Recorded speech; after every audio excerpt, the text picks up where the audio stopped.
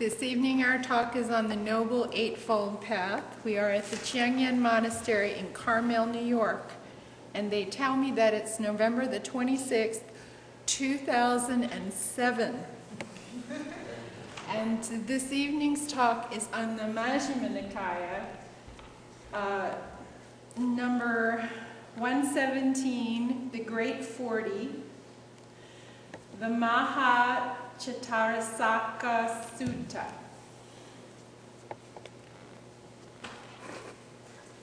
I'm impressed.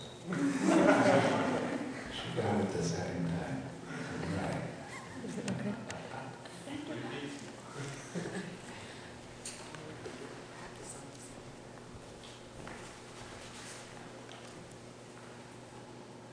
Okay.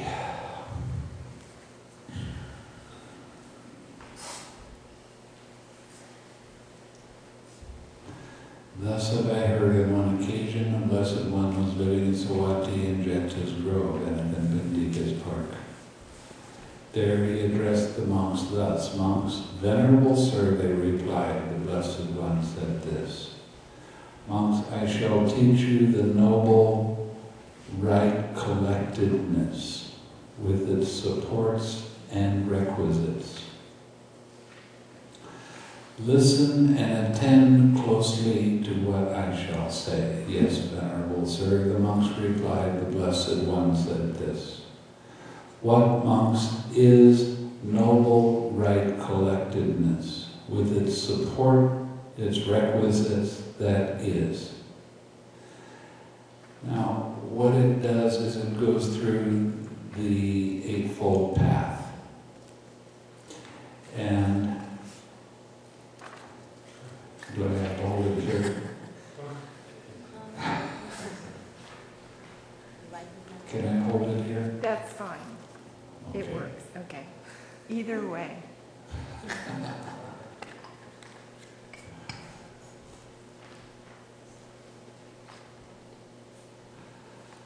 Okay, the first part of the Eightfold Path is called right view by the standard definition. In Pali, it's called Sama Diti. Sama is always translated as right. If it's translated as right, we naturally, in this country, take it to mean that there's a right and a wrong. It's black and white. But actually, it's not a black and white definition. So I changed the wording a little bit, and I call it Harmonious Perspective. Now, Harmonious Perspective. Oh, I'm getting ahead of myself. Excuse me. The next part of the Eightfold Path is called right thought. Again, I changed the meaning of this. Thought is very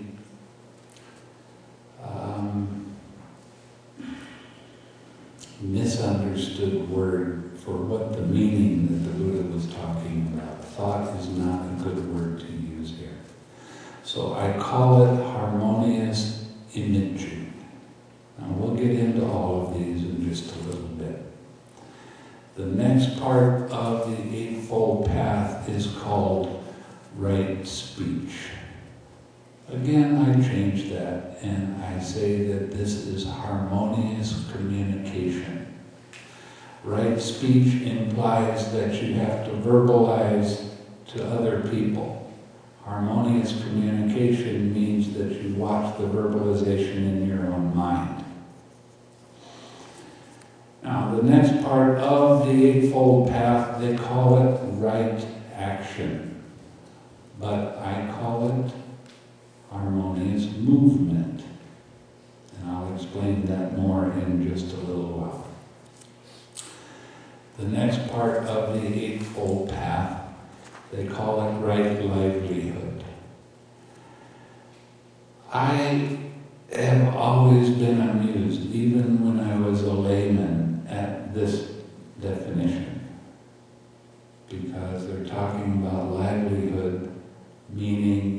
kill any living beings. You don't sell any poisons. You don't sell any slaves. And that's what they call right livelihood. And it has to do with external things. But the Eightfold Path is an internal process.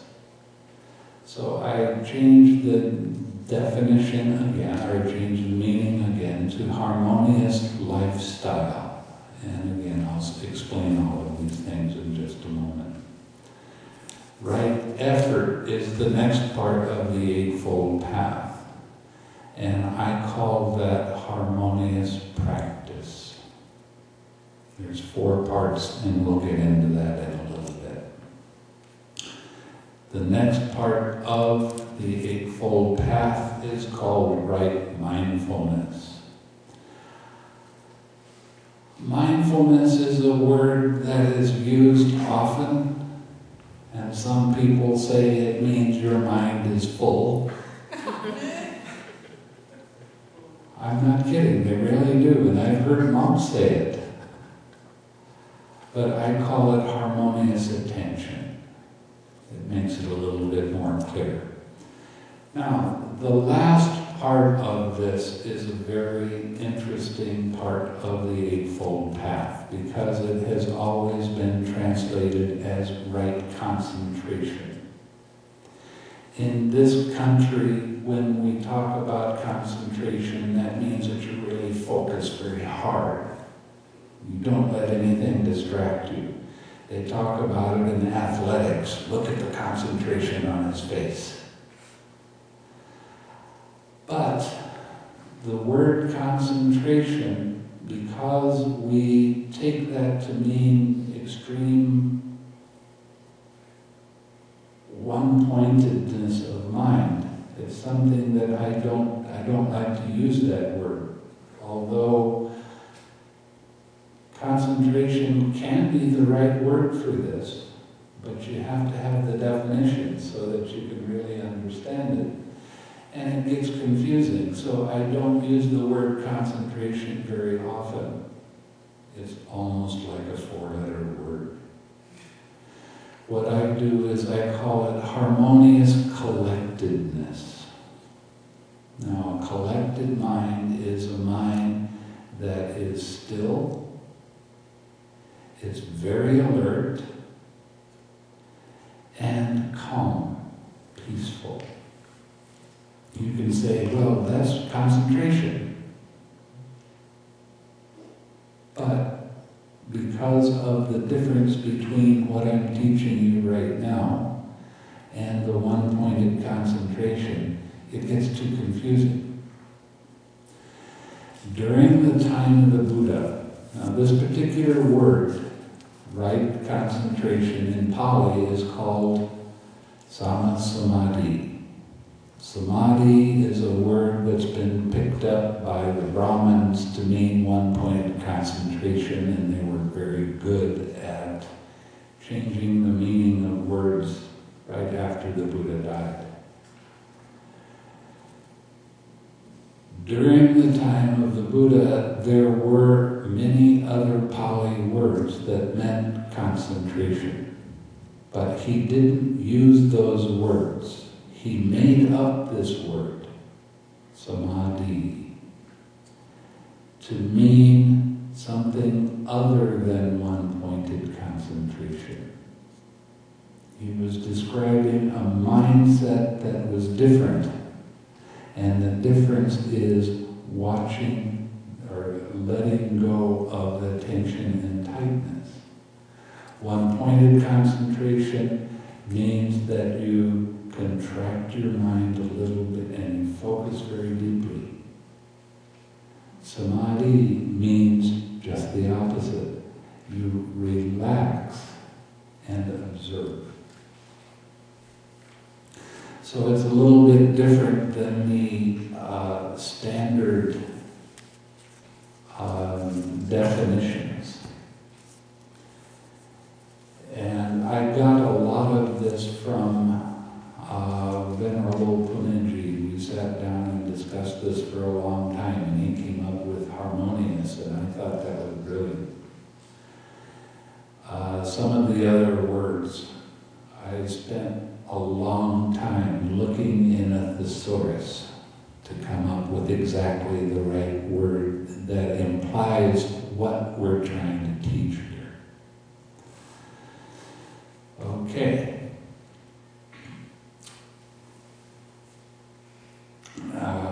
And when I just read to you what monks is noble collectedness, it says here noble concentration.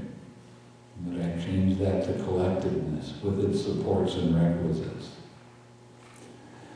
Unification of mind, equipped with these 7 factors, is called the noble right collectedness with its supports and requisites.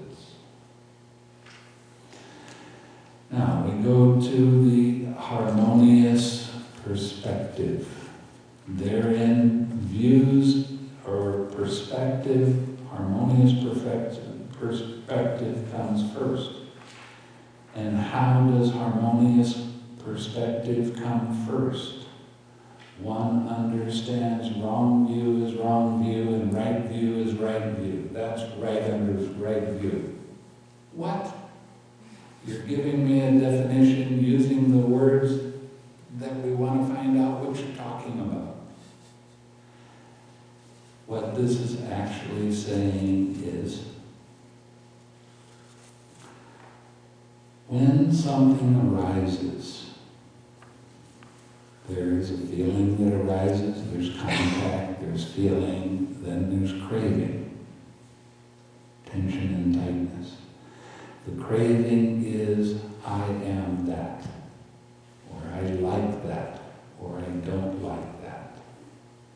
I is the key to this part of your understanding what proper perspective is, or harmonious perspective.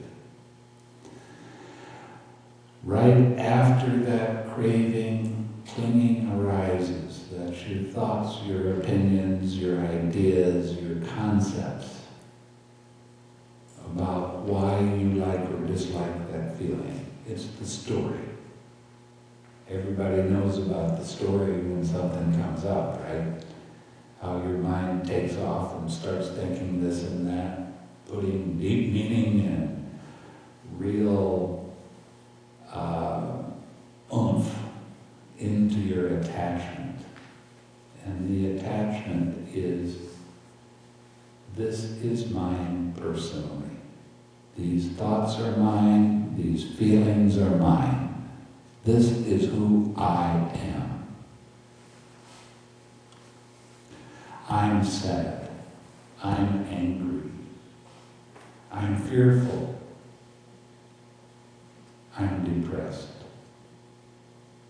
And that's all of the concepts and stories about a feeling that arose. Now you have your habitual tendency. Your habitual tendency is, anytime a feeling like this arises, and that craving arises, and the story arises, I always treat it this way. If sadness arises and you don't want to feel the sadness, you try to do something to make that sadness go away. Now you're identifying with that feeling. You're taking it very personally. Harmonious perspective means that you let go of that I am that and see it as it's only sadness, it's only fear, it's only anxiety, it's only depression. It's not mine, it's only this idea. Now, when we have something arise, let's say a pain arises in your body, I don't care where it is in your body, just a pain arises. What's the first thing that your mind does? don't like it. I want it to stop. I want it to go away. I don't want it to be here. I want it just to leave me alone. That's your storyline about that pain. But what is pain? Pain is a concept. Okay? Just like an automobile is a concept. Go out in the parking lot and show me an automobile. Is it the headlights? Is it the wheels? Is it the steering wheel? Is it the door? Is it the bumper? Is it the motor? You see, this idea, this concept of automobile is a lot of little things put together to form this concept. Pain is the same way. There's a lot of little parts that come together to make up this concept. And then there's the want to control that concept. This pain comes up, I don't want it to be here, I want it to stop, I want it to go away and just not bother me anymore. Your habitual tendency. Now, when your mindfulness, your observation power is sharp, you will be able to see that pain or a feeling starts to arise and you can let it be right there. And then none of the rest of these links will arise. Don't lay down while we're talking.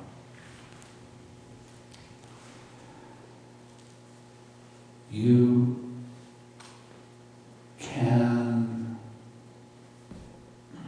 actually not ever have pain arise.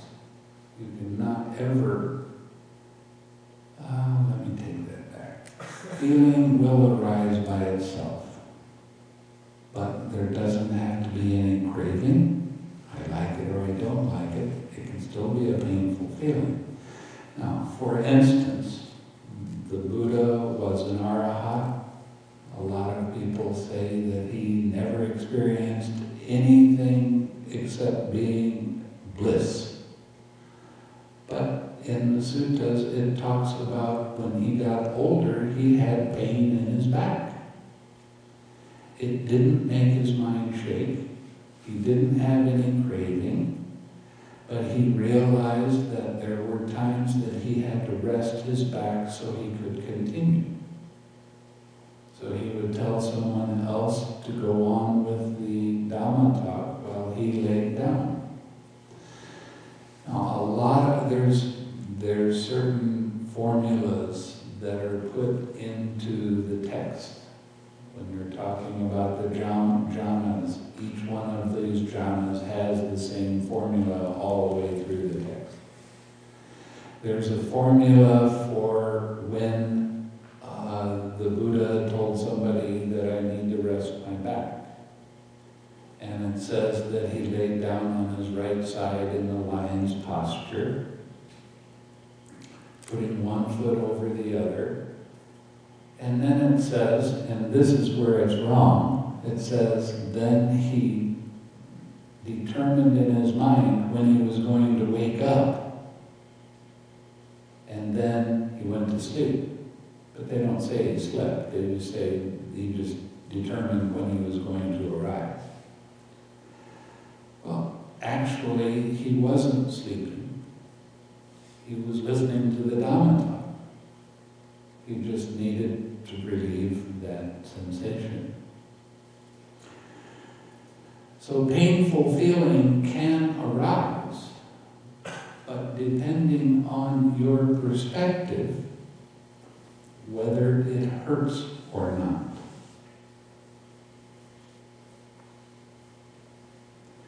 When you let go of the craving and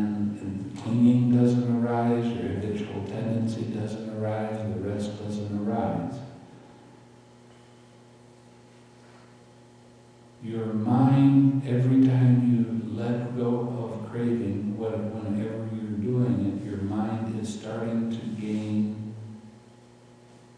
a different kind of perspective, where there is equanimity in your mind.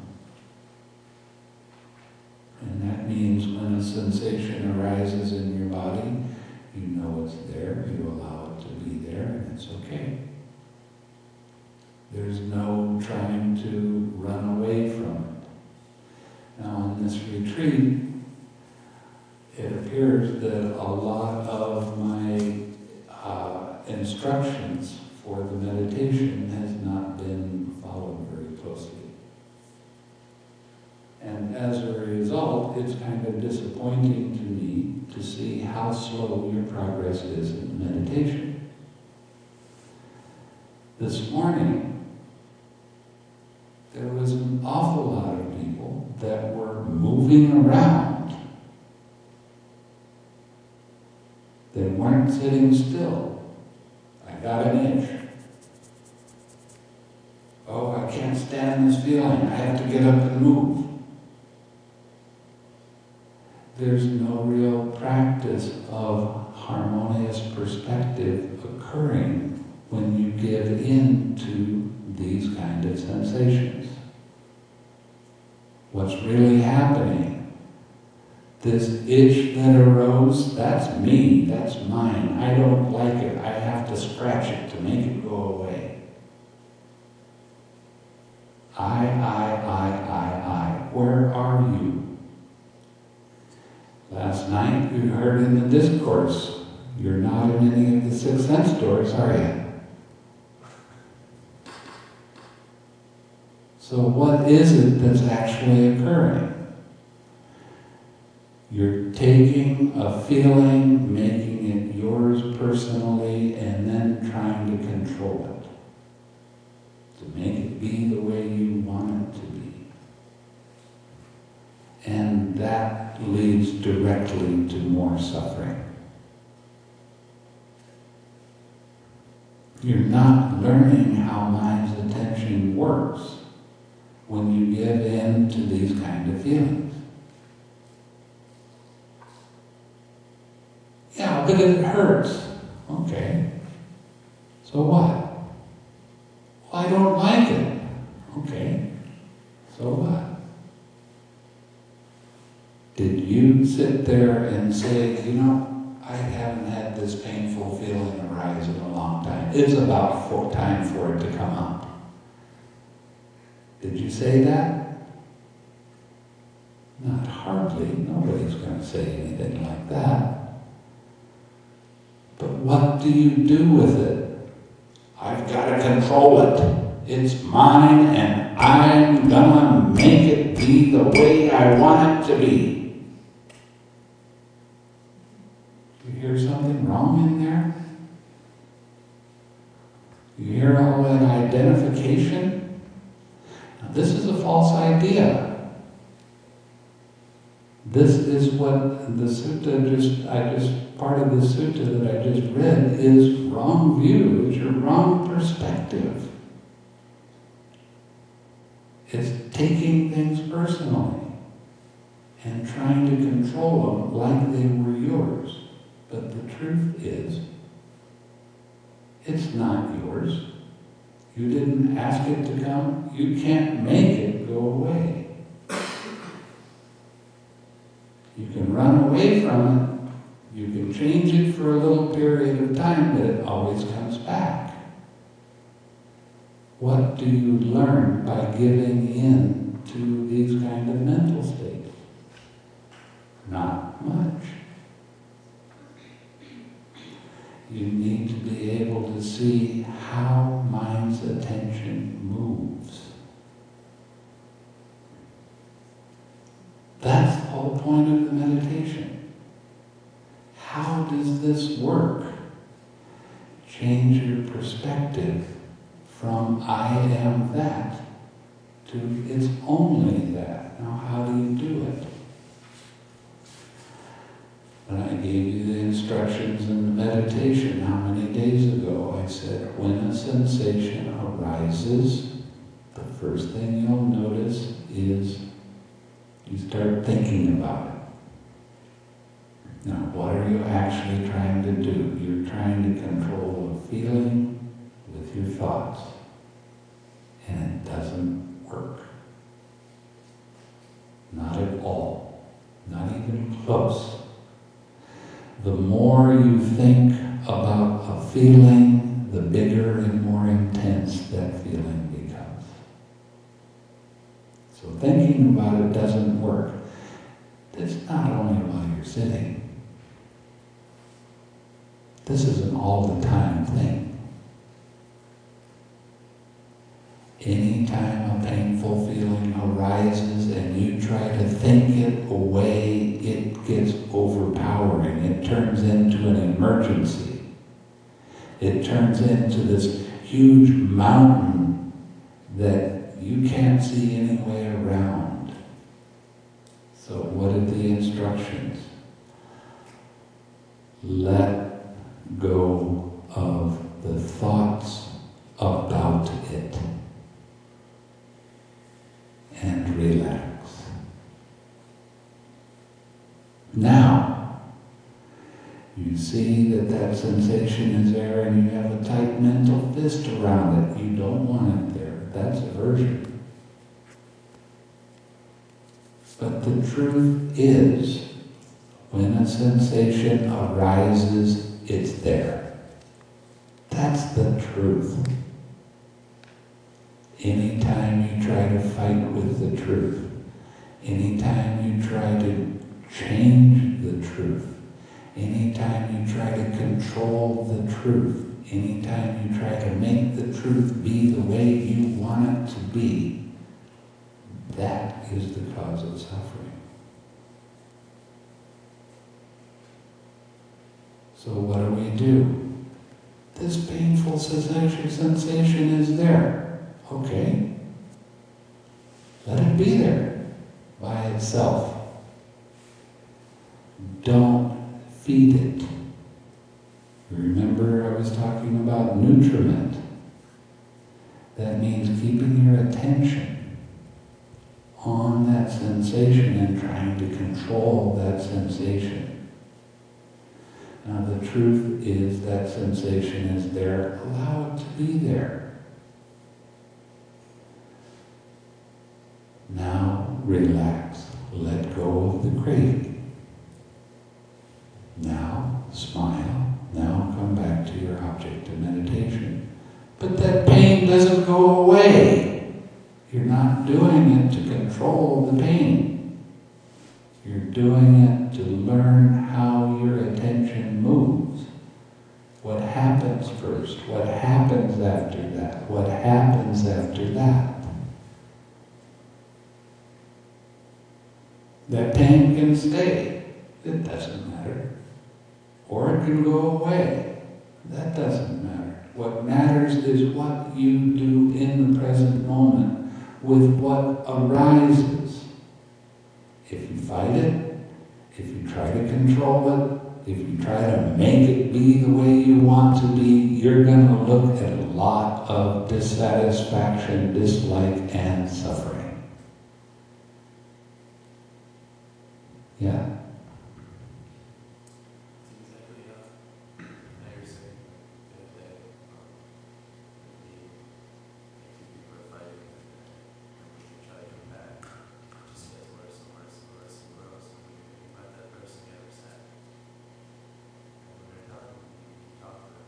Right. Now, what's the difference of those two ways? When people get together and they start fighting with each other and they're yelling at each other, no one's listening, but both people are taking their own personal feeling and they're saying, this is me, this is mine, this is who I am, and you better pay attention.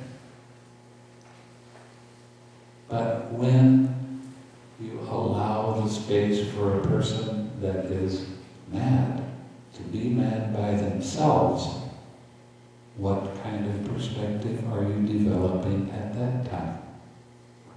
an impersonal perspective.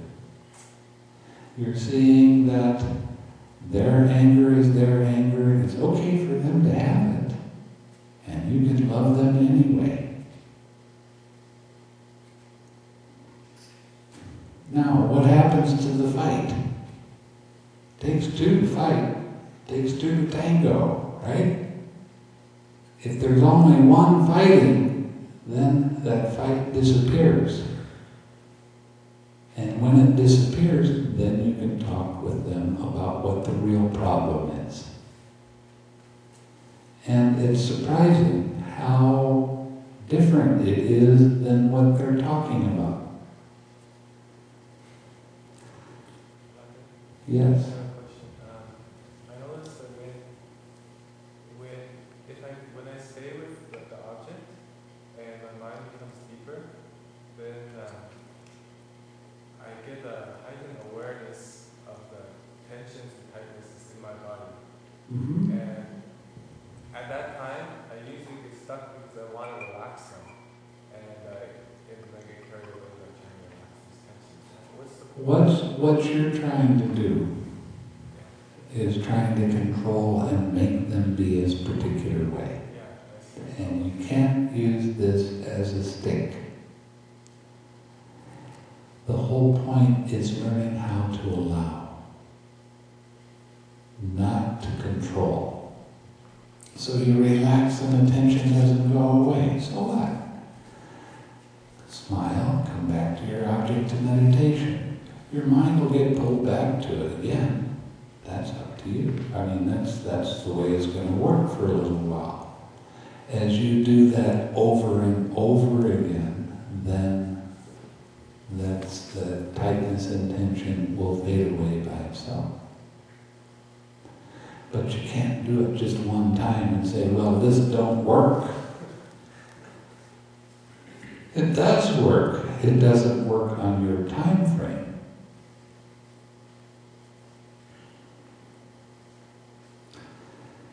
Now, the fastest way that I have run across in many years of doing meditation and many years of searching, the fastest way to change your perspective from I'm sad, I'm upset, I'm whatever the catch of the day is,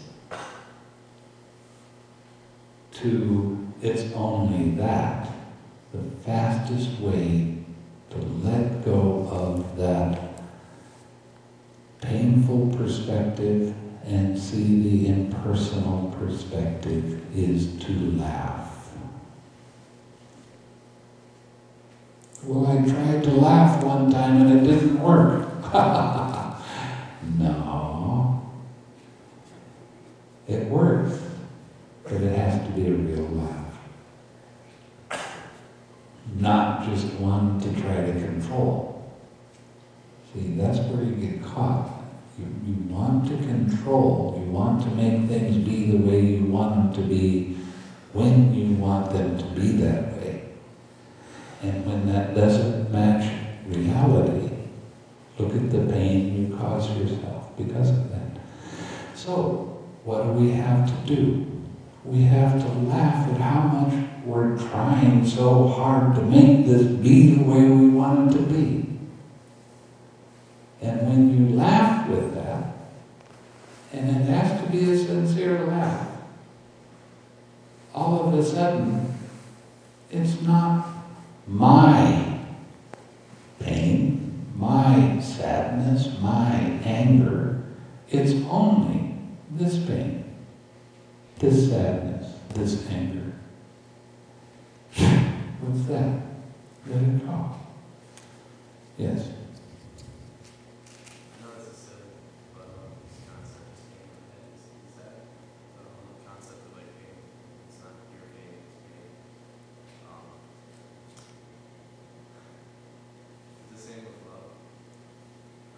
Any emotion.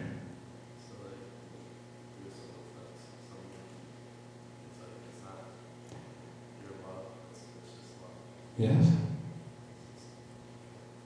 And when you do that, you give space. When it's my love, then there's demands on it being a particular way and returned in a particular way. When it's just a giving of love, then it's easy to let it go and watch the magic happen. As it does. Yeah? Can you describe in more detail what you mean by relax? Because, the way I... Make a fist. Squeeze tight. Let go of those muscles holding that fist. How did you do that? It's recognizing that there's tightness and relaxing that tightness. That means just letting go of the tension here. It's not big. And it's not particularly strong. It is particularly persistent. So that's how you let things go. Do you mean physical tightness? Yes. Mental muscles? Yes. There is a membrane wrapped around your brain. Every time there's a thought, every time there's a sensation, it contracts. Let go of that contraction. You've seen me do this how many times? That's what it feels like. It feels like an expansion in your head. Then your mind takes a little tiny step down and becomes super calm and alert. There's no thinking. Smile, bring that mind back to your object of meditation. Yes? But when we have a tightness on our forehead here, can we just use verbalize, say, okay, Don't think about need to here and verbalize. then relax. Just tell us. No, you have it wrong. You don't verbalize as much as you like to. Verbalization is very slow. It's like a lot of people, they study Buddhism and they think they know what the Buddha is talking about.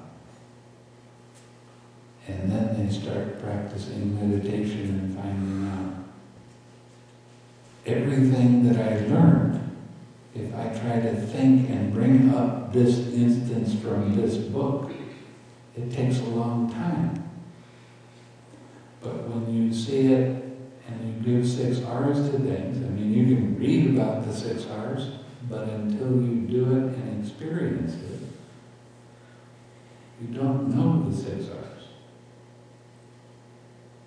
You have to let go of the verbalization because one, causes more tightness, and 2, is very slow.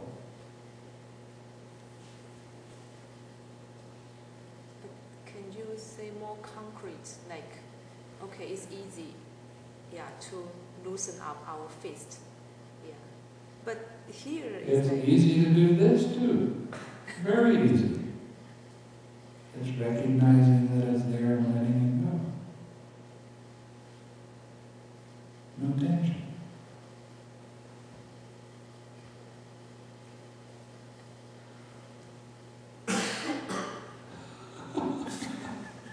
Now she has to think about it.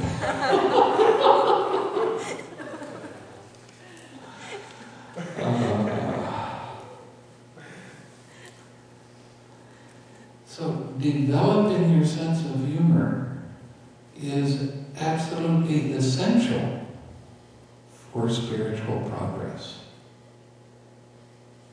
You see people trying so hard. I've been to a lot of retreats. And I walk into the meditation hall and I see people concentrating and really trying hard. And I look at that and I say, poor people. I have students that go and practice with other people, but they develop the habit of smiling while they're sitting. retreat, everybody else is, and they're sitting there smiling. And people walk up to them and say, "What are you doing? You know, this is supposed to be work. Why are you smiling?" "Because it's fun." "You mean meditation is supposed to be fun?" No. You got to put a lot more effort into that. You have to try a lot harder. You have to be serious. I had 20 years of serious. I don't want to be serious anymore.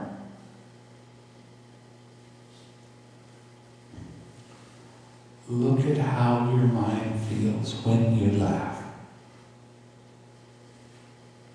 Is there tightness in it? No. Your mind's alert now. See, that's your problem. You're trying to be serious with it. Have fun with it.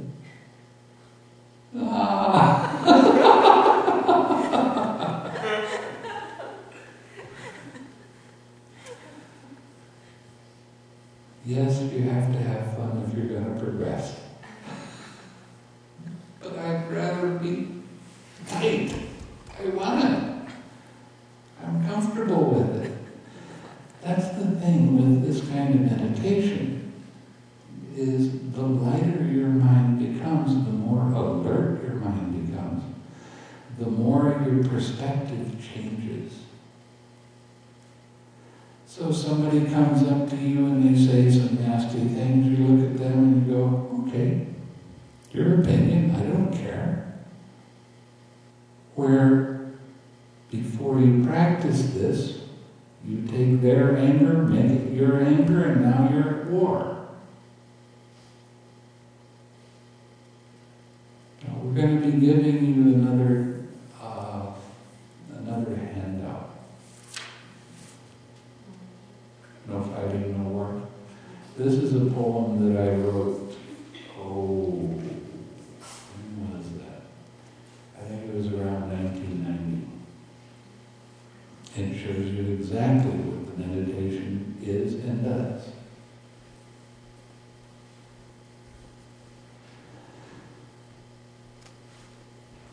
If you keep your perspective tight,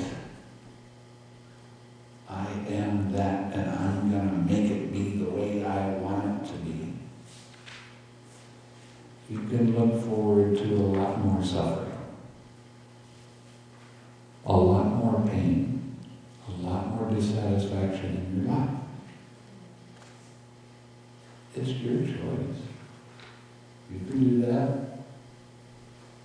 Nobody's standing over you saying you have to do this or else.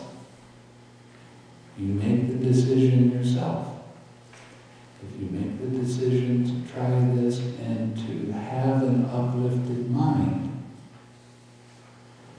then you're going to have a more joyful journey.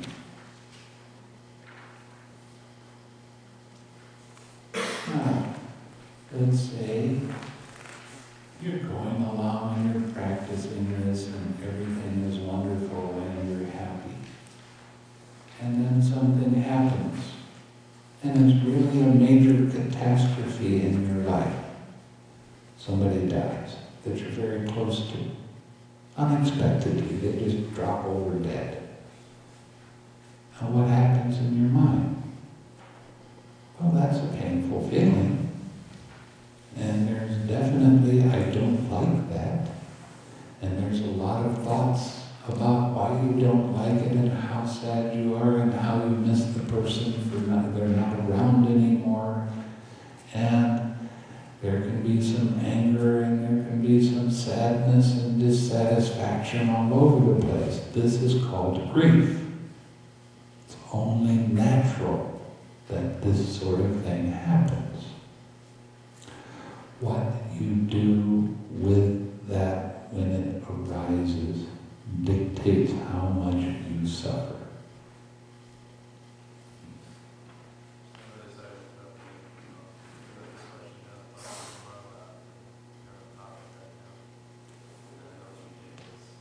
This question, if you don't want to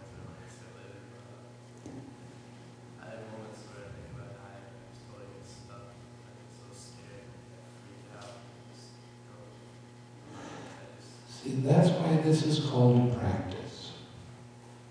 Okay? No, it's not pathetic. It's just something that's happening right now, and it's okay for it to happen. That's the key. It has to be okay because it happened. Your mind gets tight, it freaks out, it does all kinds of weird things. Causes a lot of fear, causes a lot of anxiety. All of those things are fine, as long as you don't take them personally. But it takes practice to do this. Now, somebody dies. Let me finish with this. And you really loved him a lot, and you really miss him a lot. I mean, it was a father or mother or favorite person in the world, whatever. Of course there's going to be sadness. Of course there's going to be dislike. Of course there's going to be tears. And all of that is all right.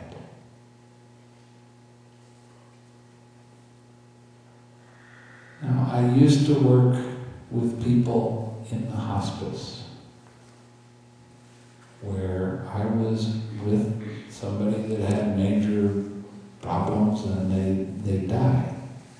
And the family would come to me and they would tell me how sorrowful they are and how much they missed it and how bad it really is. And they were suffering very much. So what did I tell them to do? Don't fight the pain. Don't resist the pain. This is where I ran across in a book the acronym DROPS. Don't resist or push. Soften your mind. Allow those feelings to be there and relax into that. And it's going to stay for a little while. I was telling some people today, I was with one person. She had a 6-year-old daughter, and they went to the beach, and a shark got the daughter. Now, Mom was very much feeling guilty, and she was feeling very sad. And then she got a call from the coroner saying that she had to come down to the morgue and identify the body. The body had been in the stomach of the shark for a few days. Pretty well mangled up. And she called me up and said, "What are you supposed to do with this?" And I said, "You know, you have to allow your heart to be torn apart. You have to allow that feeling and that dissatisfaction and dislike of the situation to be there, and allow it to be there without trying to change it. You have to practice drops. Don't resist or push. Soften your mind." And I've since changed that to smile. But in a situation like this, it's a little difficult to smile. So I said, just keep your mind as soft and accepting as you can, and I will sit in meditation while you're doing that. I'll go down to the morgue with you. I'm not going to go in there because that's your moment. You need it by yourself. I'll be outside, I'll be sitting, radiating loving kindness to you, and radiating an accepting mind. So she went in and she saw their lovely little daughter all mangled and recognized that that's, in fact, that had happened. And there were tears. She allowed the tears. She didn't try to push anything away. She didn't try to stop anything. She tried to keep her mind as open as possible. Now this is a tragedy. This is a major problem. When she came out, we went and talked. I told her, don't stop tears. Don't stop sadness. Don't stop dislike. But she had to stop blaming herself. It wasn't her fault. It's just the way things worked out. Well, I should have been more watchful. No, you shouldn't. You were being a good parent. It just happened that way. That's how karma works sometimes. Now, every time I saw her after that, she had practiced and really taken to heart allowing the feelings to come up and be there by themselves and to relax into them. She didn't get so much caught up in blaming herself anymore or causing herself more upset. She allowed the pain to be there because it was the truth. It was there. And in about a month, all of a sudden, she said, you know, I still miss my daughter, but it's not so painful. It doesn't hurt so much. She let go of the identification of the thoughts and feelings. That doesn't mean she won't remember her daughter for the rest of her life. She will. But she's not going to carry that pain around with her because she let it go. And her mind became very clear. And she started working with the hospice.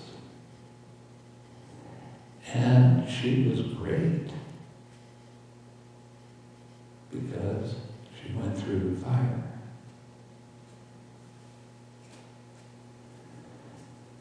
It's all in the perspective. It's all in your view of how things are. As you allow the space for things to be and don't tighten your mind around them and say, this is me, this is mine, this is who I am. If you start relaxing into things and letting go of the tensions and the tightnesses and letting go of your thinking about how you want to control it, that change of perspective leads directly to the cessation of suffering. This is a major realization that everything that arises in your mind and in your body is part of an impersonal process. And it's easy to say and hard to realize.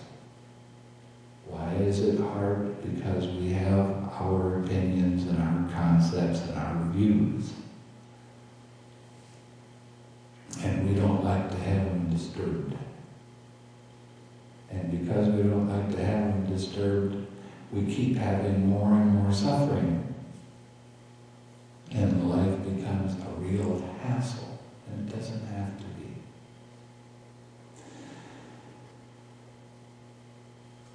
So, learning how to allow things to be there by themselves without getting involved in thinking, and you relax into whatever arises. That is the road to the cessation of suffering. It's not going to happen right away. There's going to be times that you're going to be knocked off balance. But that's just another challenge, isn't it? It's just another way of recognizing this so you can let it go. you've been meditating for a week and now you have a slight change of perspective, but you're going to forget it. You're going to go out into the world and you're going to get caught up in a month or 6 weeks or however long it takes, and you're going to get caught by the world and how it operates.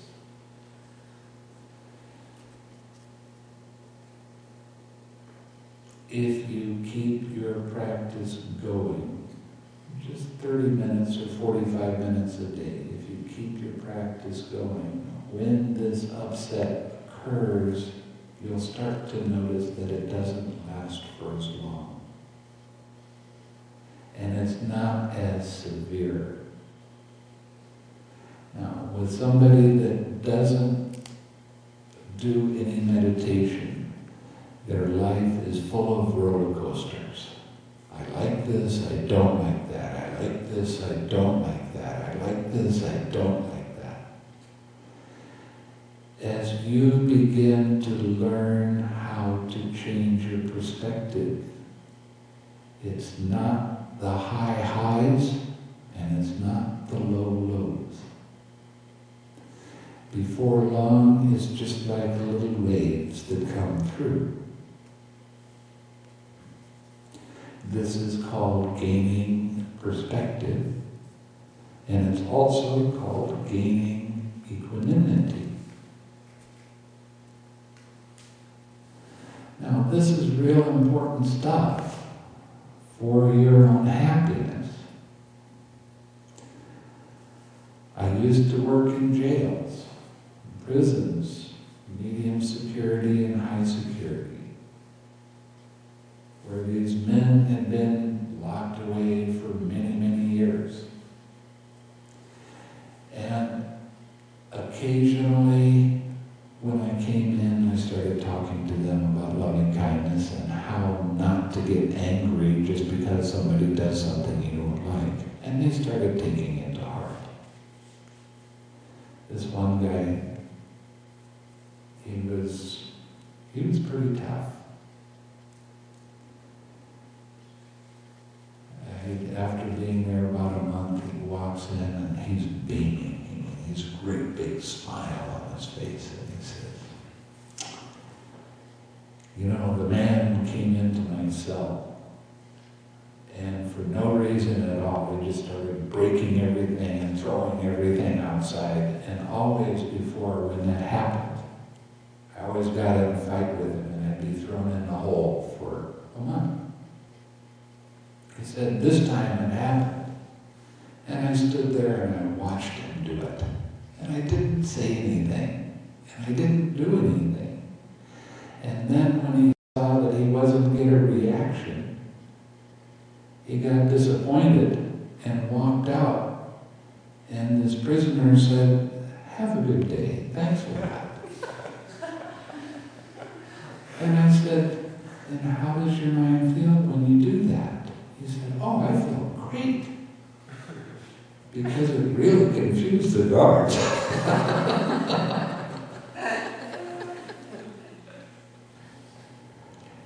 A change of perspective. That's what we have to do. I mean, I've been in prison with a lot of people. They've murdered people. They've done all kinds of nasty things. And I was giving retreats to them. 5-day retreats. And I could see the changes in their face. And then they asked me to start coming once a week. And I would give them support. And before long, they started getting privileges because they weren't troublesome anymore. And now, as I understand it, the person I was doing that with, he said, now they have a building that's just for meditators. Because they know there's not going to be any trouble with them. That's great stuff. This stuff works. Now the next part of the Eightfold Path is called harmonious imaging. Bringing up an image in your mind. You have something happen and you don't like it. You bring up an image of dissatisfaction and dislike, right? But what we want to do is have harmonious images arise as much as we can. That's one of the reasons that I try to get you to smile more, because it has the tendency to bring these harmonious images up in your mind. That means wholesome, that means uplifting, that means nice. Do you have an image of lack? I'm always broke and I'm always gonna be broke. You don't want that to happen? Change your image. I don't handle money very often. I do handle it occasionally, but it's not my money. I travel all over the world. I'm a pauper. How do I do that? Well, I get it in my mind that it'd be nice to go over here. And I hold that image, and I stay with that image, and then I let it go. And then I watch it happen.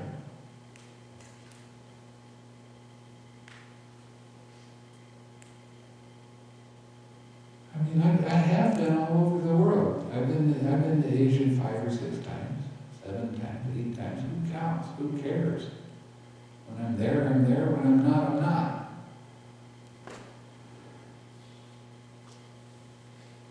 The more you hold wholesome images in your mind, the easier life becomes.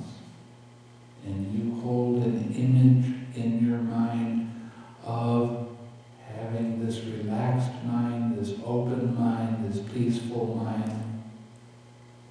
Your mind will become that. The universe wants to give you what you image. And it does, sometimes faster than you can believe. I'll give you an example. I went to Australia from Malaysia. I left on the longest day of the year in Malaysia, the shortest day of the year in Australia. It was cold. I wasn't prepared at all. I didn't have any socks, I didn't have any warm clothes. And I started thinking, you know, it's really nice to have warm feet. It'd be good if I got a pair of socks.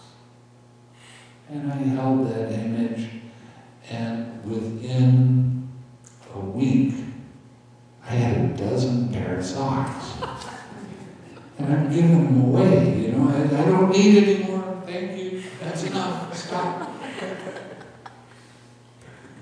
But that gives you an idea how holding an image in your mind of what you need, not what you want necessarily, but what you need, you always get it. There's a saying in Buddhism that when you take care of the Dhamma will take care of you. Now I have another story for you. I'm full of stories tonight.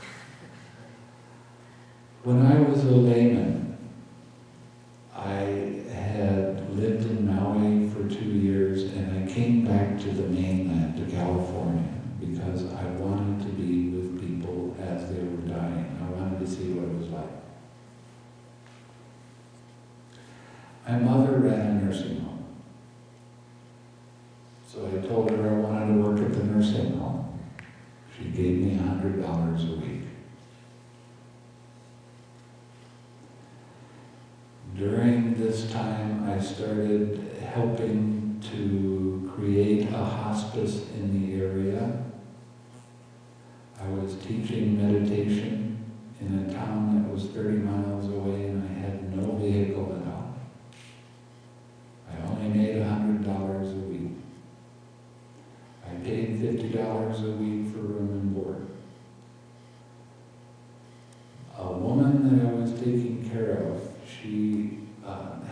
disease where her brain was shrinking and she couldn't remember anything.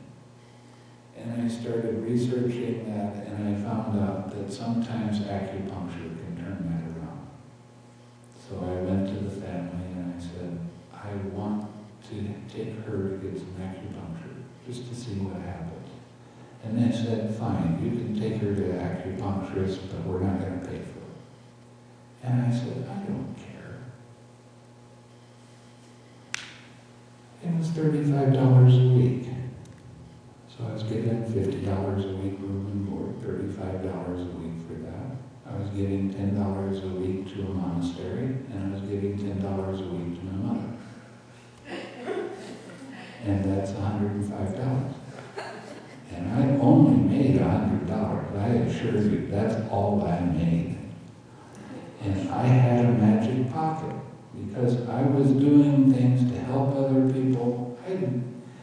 I walked all over town. I didn't have to have a vehicle, but anytime I needed a vehicle, one was there that I could use. I had a magic pocket. Anytime I put my hand in that pocket, I always came up with a $5 or $10 bill. And this is magic, because I was giving all my money away. And I was extremely happy. And I was taking care of the Dhamma. And the Dhamma gave me whatever I needed when I needed it. Didn't give me what I wanted, but it gave me what I needed.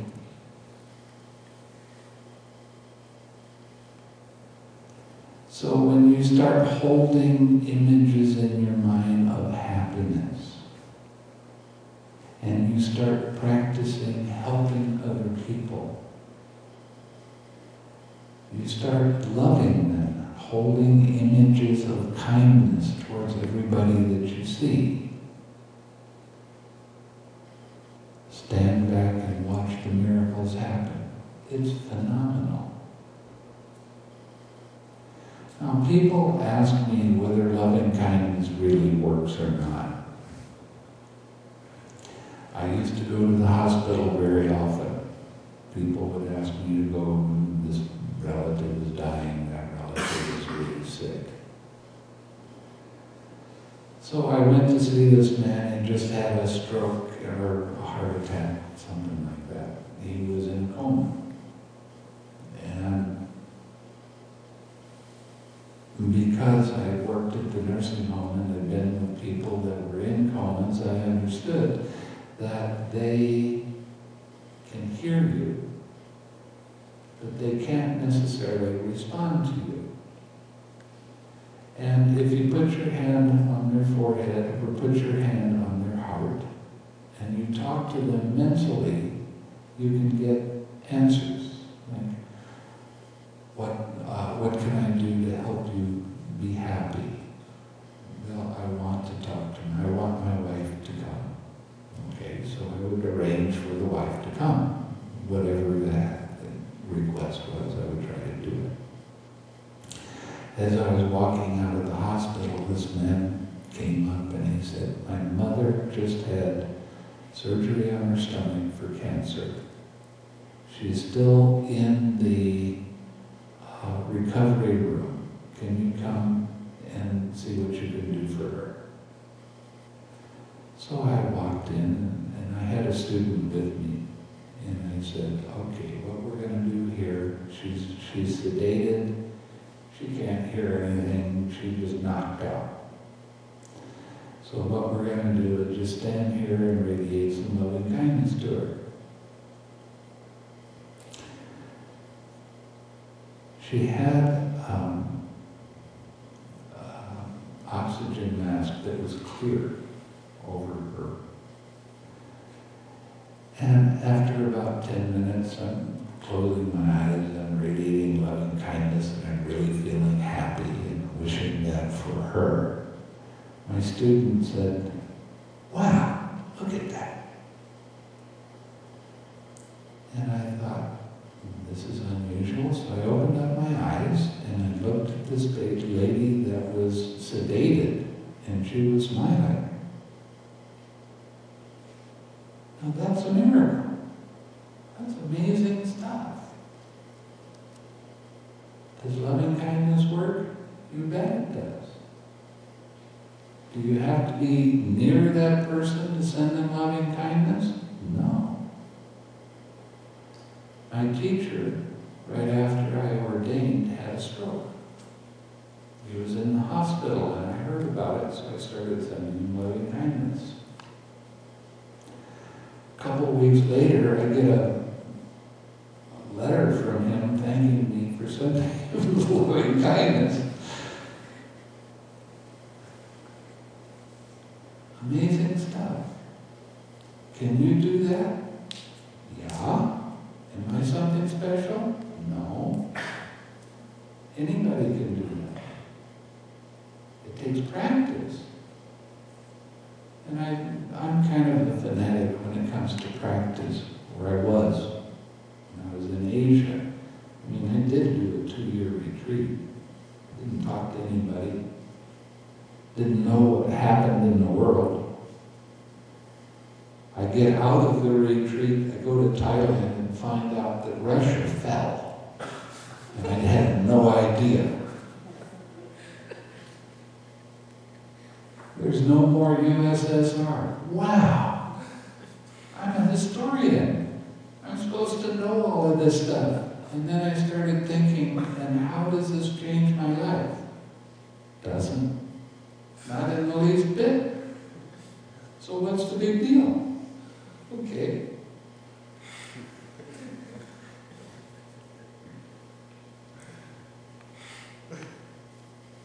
As you hold images that are uplifting and happy, you start affecting the world around you in a positive way.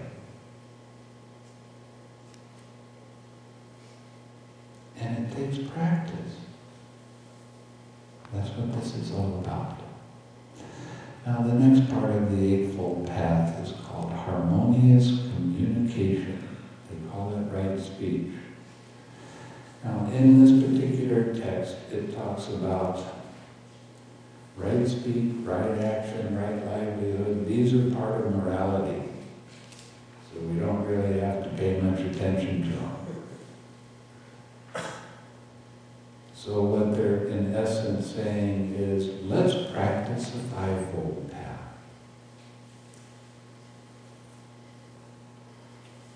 This is an argument between scholar monks and practicing monks that's been going on for many, many years, more than 1,000. Practicing monks say, you can't cut out part of the Eightfold Path. And the scholar monks say, well, but it's only morality. You're already being moral by practicing. But if we go back to the original, the first discourse that the Buddha made, he gave the Eightfold Path. Now, who was he giving the Eightfold Path to and explaining it to? He was explaining it to 5 monks that had been with him, that were very, very virtuous, good monks. So, the right speech, of course they had right speech. They had right action. They had right livelihood. But the Buddha gave them a discourse that was directly connected with meditation. So what is right speech? Is harmonious communication. Harmonious communication with who? Who are you with more than anybody else? Yourself. How many times does something not go right and you start blaming yourself and telling yourself what a turkey you are? Huh? How much self-criticism is there? How much pain do we cause ourselves because we communicate so poorly with ourselves? One of the reasons I tell you to do the meditation, you first start by sending loving and kind thoughts to yourself. Why do you think I tell you to do that? You've got to realize that you're one of the good guys. You have to realize that, and you have to start being kind to yourself. And using words to yourself, about yourself, that are uplifting, that are in harmony, that create other good thoughts. You need to communicate happiness. You need to communicate peace and calm for yourself. And you need to really appreciate yourself and love yourself. That's what right speech is all about. And when you do that for yourself, one of the things the Buddha said is that when a person truly loves themselves, they will never harm another being. Now think about that. And think about how hard we are on ourselves about ourselves. That's funny in itself, if you really look at it. And when you laugh, that changes the perspective. And you start to see, I'm being hard on myself and I don't need to be. Why am I doing that? You. Me?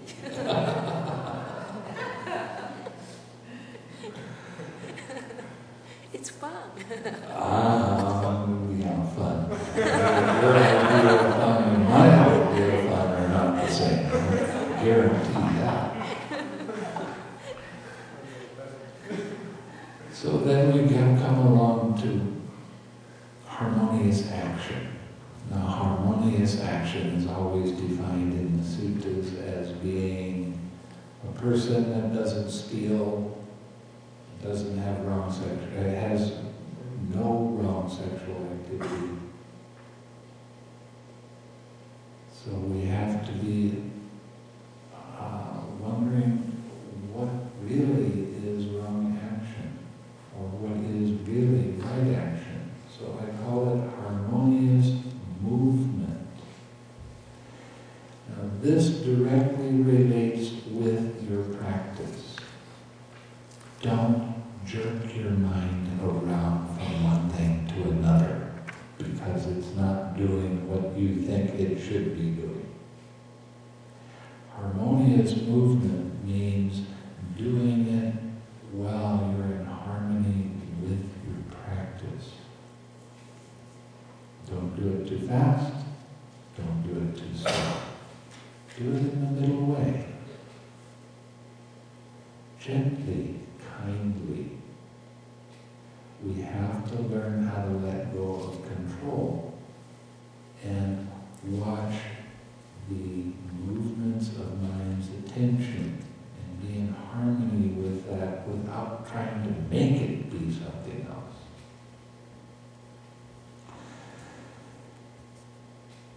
Now, the next one, they call it right livelihood, harmonious lifestyle. How do you live? Do you live in harmony with other people around you? Do you live in harmony with yourself? Do you live in harmony with your communication? All of these are parts of your lifestyle.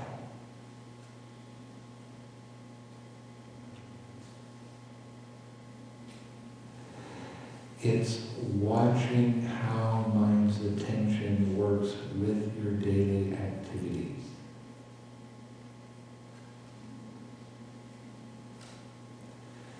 It's being in harmony with your surroundings. Practicing being kind, gentle with yourself and other people. Now, let's go back to the harmonious communication. I know on the East Coast, there's a lot of very harsh speech that occurs, and people like to use that harsh speech like it's not harsh. They use a lot of words that are hard on the ear, and they cause other people to be upset. Harsh speech is something that we need to let go of.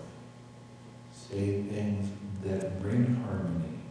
Say things that are kind. Say things that are uplifting. Don't use curse words for any reason. Can you imagine the shock I had when I came back after being away for 12 years and on television they're using curse words? Man, that's really something. You know, on some radio stations they're even using the F word. What is that? There's no need for that kind of thing. So we want to lose that from our vocabulary. Yeah. I just want to point out, I noticed that that's actually contagious. Yes, it is. Inside, harsh. Like when someone stays in the area where it's spoken at 8, 10, start speaking strength. Yes. And it takes a lot of mental discipline not to get caught up in it. And when somebody else starts doing that, you can politely ask them, please don't. I don't need that kind of language spoken to me. It's important, it really is, because what kind of images do you hold in your mind when somebody gives you those kind of words? Not nice. It's unwholesome. Okay, now the next, they call it right effort, I call it harmonious practice. Harmonious practice is recognizing when your mind is unwholesome. Releasing that unwholesome and relaxing, bringing up a wholesome object, smiling, returning to your object of meditation, that's a wholesome object, and keeping that wholesome object going, repeating. Now, what did I just give you? 6 R's.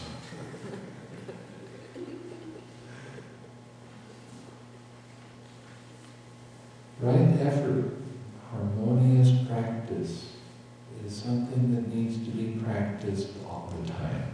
Not just while you're sitting, not just while you're walking, all the time, with what you're doing in the present moment. As you begin to get better and better at that, you'll start to see your mind tends towards more and more positive images, more and more positive actions. The next part of the Eightfold Path is called Harmonious Observation, Right Mindfulness. Observing how mind's attention moves from one thing to another. It's remembering to observe that. A lot of people will have an awful lot of definitions of what they think mindfulness is and how it's supposed to act, but it is only the observation mind. It's the alertness of mind and your observation. Now look at what happens when your mindfulness slips, when your observation power of staying on your object of meditation slips away. You get caught by all kinds of hidden threads.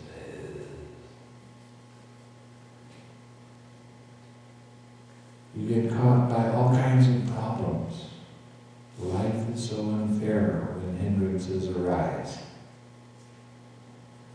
Now, the real advantage of this meditation is to be able to see those hindrances. Don't get caught involved in them. Allow them to be relaxed. Smile, come back to your object of meditation. Observe how your mind goes back to that hindrance. What happened first? What happened after that? What happened after that? The more you observe how mind's attention works, the more alert your mind becomes. The faster you recognize that the distraction comes. And you start letting go more quickly. As a result, you start staying on your object of meditation for a longer period of time. And that is where true happiness really resides, in being able to understand how attention moves from one thing to another. When you understand this, life becomes exciting. It becomes really, really fun. Because now your mind isn't stuck on one thing. Now you're starting to understand this whole process. And you start seeing it in finer and finer detail as your mind gets sharper at observing how these things arise. It's not a maybe. I mean, I've been doing this stuff for 30 years. I still get fascinated by it. And I still have a lot of, oh, wow, look at that. I didn't recognize that before. Where's that been? It's only been around for 30 years. You'd think I would be smart enough to see it.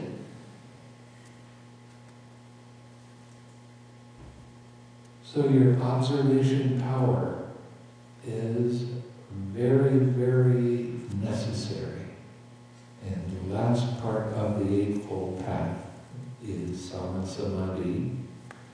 They call it right concentration, but I call it harmonious collectedness. And this is where your mind becomes composed. As you stay on your object of meditation for longer periods of time, then you start noticing the joy arises, and then the joy fades away, and then your mind becomes very tranquil and peaceful, and then you feel very comfortable in your mind and your body, and your mind stays on your object of meditation without moving, without any effort. One of the things that's happening in Buddhism, I think it's part of Zen, they're real good with these kind of things, talking about effortless effort. What's effortless effort? When mind's attention gets distracted and the 6 R's automatically, and you're back on your object of meditation. With no effort at all. It just happens. That's when your meditation starts to get fun.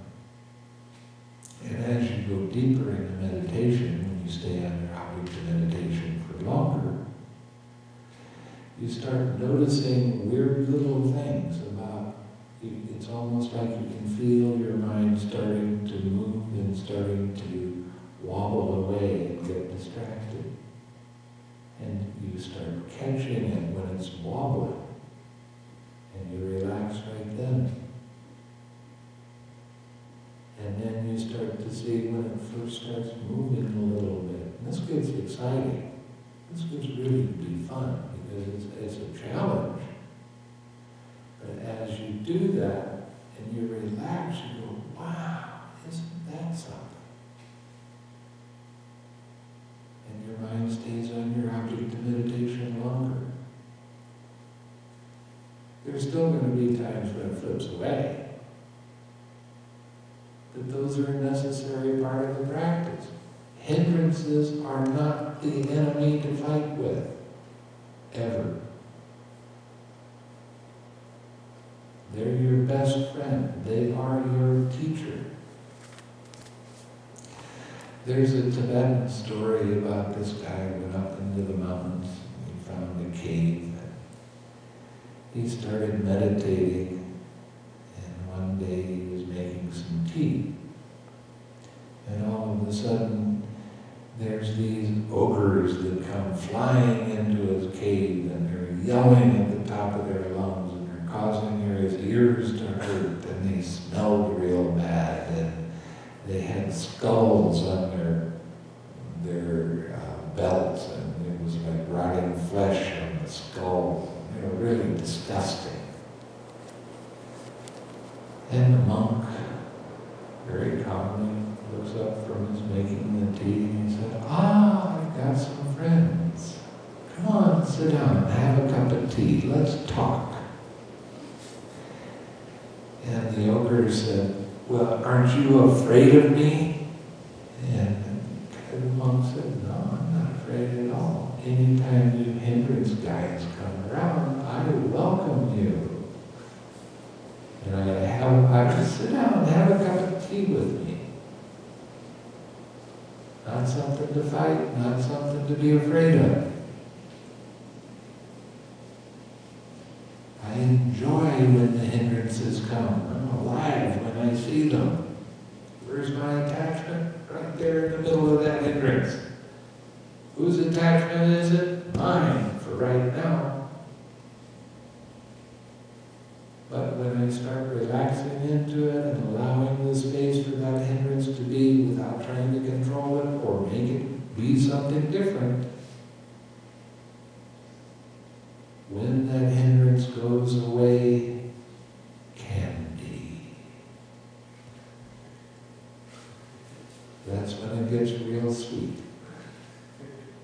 That's when you start going deeper into your meditation. The hindrance helps you to go deeper into your meditation. If you look at it that way. And if you want to get involved in it, you want to fight with it, you want to make it be something other than it is, you can do that. You can suffer really well with that. You can cause yourself all kinds of pain and suffering.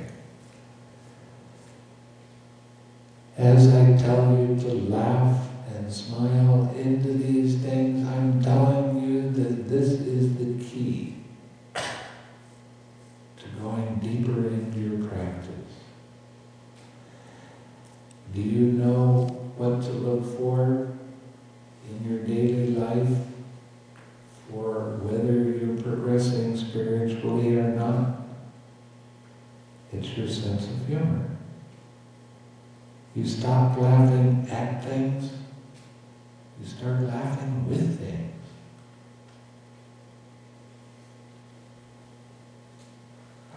I see all kinds of crazy things in the forest, and it makes me laugh.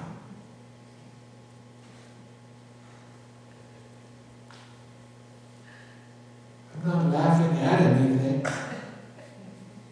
I'm laughing because it makes me happy.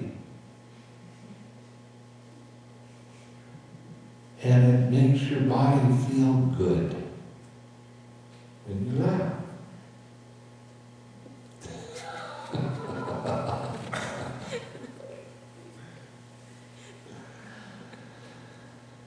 And when you let go of the hindrance, you will go in and experience what it's like to have a jhana occur.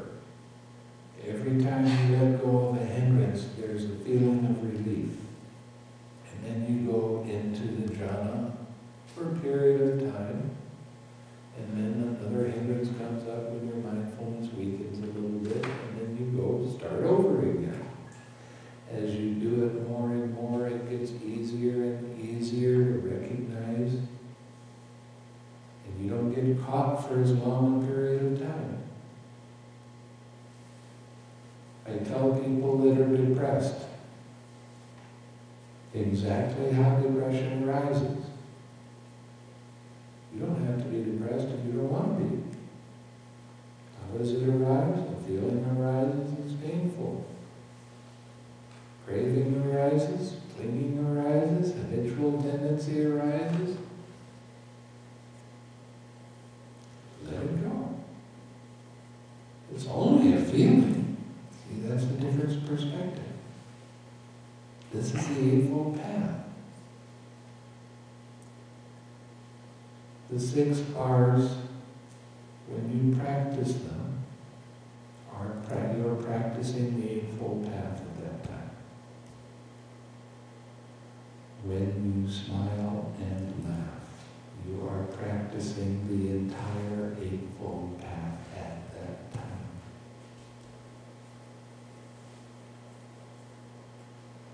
See how easy it is? It's not complicated.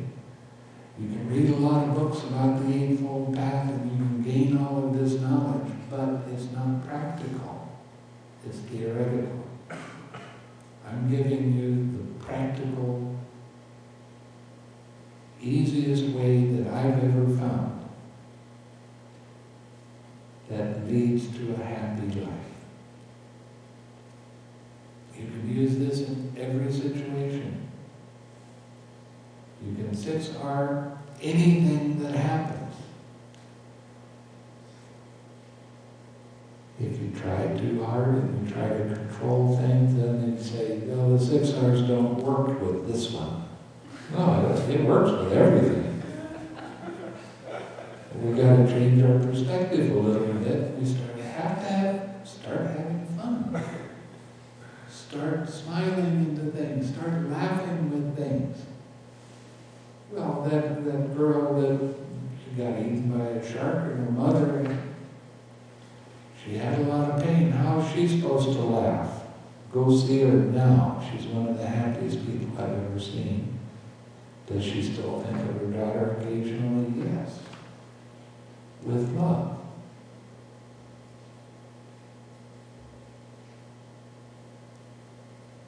When she started working with the hospice, because she'd been through the fire, she'd been through and she'd been tested, she was, when people were kind of lining up and saying, why don't you come over and be at my house for a little while? Because her perspective and her view and her wisdom was so strong because she went through that. An interesting thing that happens with hospice is that if somebody in your family dies and you hold on to that grief, within 2 years you're going to have some kind of major physical problem. You're going to have an operation, you have a heart attack, whatever. Why does that happen? Because of all the contraction around these thoughts and feelings. Because of demanding that reality be in a particular way. So there's the letting go of that when you practice the 6 R's. And that leads to health. That leads to a happy life. That leads through the Eightfold Path. And that's the path for the cessation of suffering.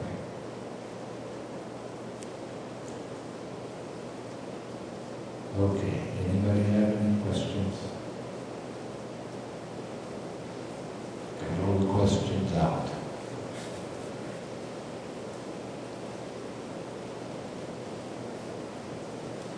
Okay, try to cut down on the amount of talking. Tomorrow night I will talk about how to live your daily life with loving kindness. I'll let you know what to expect from the end of the retreat when you go back into your daily life. Okay? Okay, let's share some merit. May suffering ones be suffering free, and the fear-struck fearless be. May the grieving shed all grief, and may all beings find relief. May all beings share this merit that we thus acquired for the acquisition of all kinds of happiness. May beings inhabiting space and earth, devas and nagas,